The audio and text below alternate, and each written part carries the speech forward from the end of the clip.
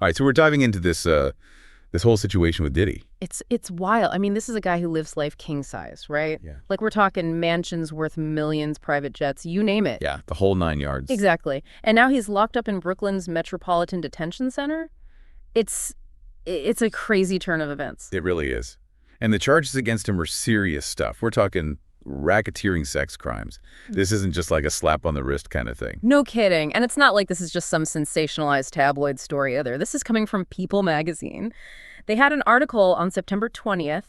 Diddy is in jail on suicide watch. Inside his life behind bars. They even called it an exclusive. Right, they've got those insider sources. Exactly. So it's not just hearsay. And let me tell you, some of the details are... Pretty unsettling. Yeah, unsettling is a good word for it. Definitely.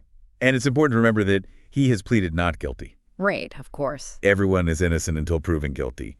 But still, it makes you think. Especially that detail about him being on suicide watch. I know, right? That really stuck out to me. That's not something you'd typically associate with someone like Diddy. Not at all.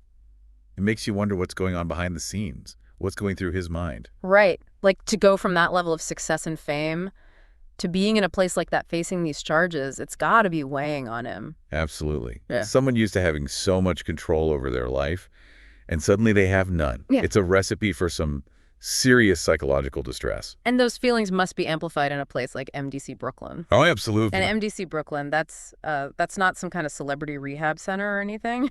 The way People magazine describes it, it's pretty grim, horrific, austere, cold.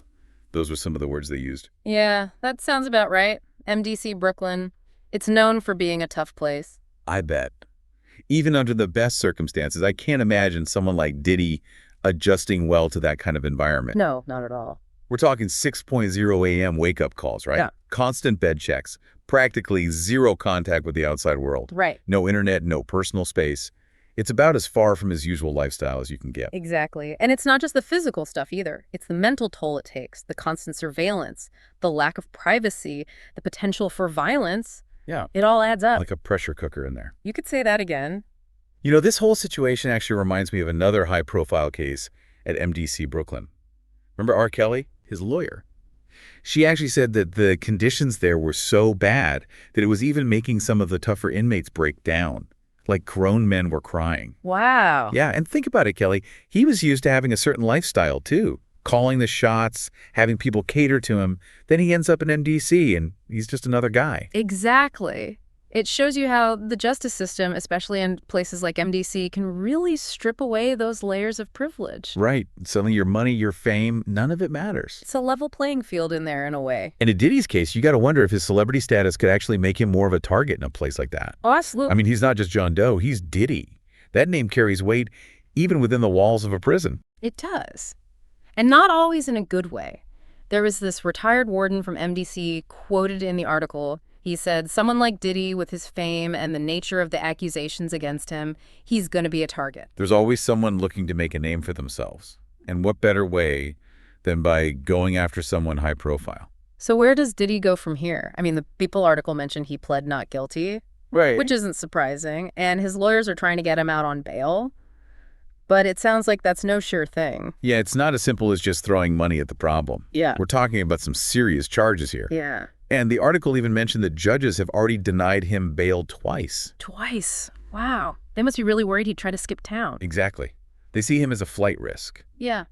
And the nature of the accusations doesn't exactly help his case. So what does that mean for him while he waits for trial? Is he just stuck at MDC?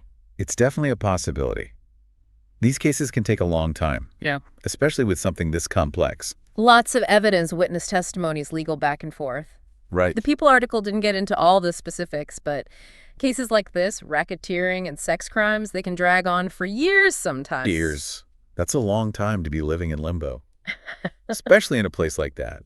It really makes you think about the seriousness of these accusations, even if they turn out to be completely false. Absolutely. It's a heavy weight to carry. And it shows that in the eyes of the law, everyone's equal. Right. Fame, fortune, it doesn't matter. Nope. Everyone's accountable for their actions. It's a wild story.